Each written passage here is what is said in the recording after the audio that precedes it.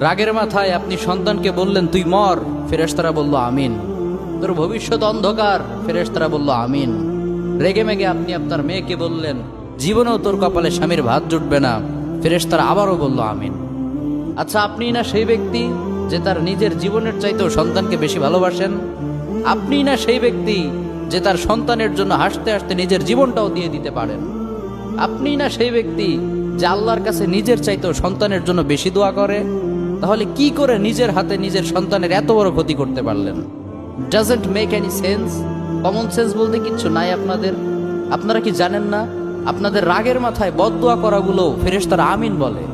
দাওয়াতুল ওয়ালিদ আলা ওয়ালাদি, বাবা মা তার সন্তানের জন্য যেই দোয়া করে সেটা ভালো হোক কিংবা বদদোয়া হোক, আল্লাহ সেটাই কবুল করে নেয়। এজন্য খবরদার, নেভার কার্স ইউর চিলড্রেন। রাগের মাথায় কখনো সন্তানকে অভিশাপ করবেন না। খুব বেশি রাগ উঠে গেলে তার জন্য উল্টা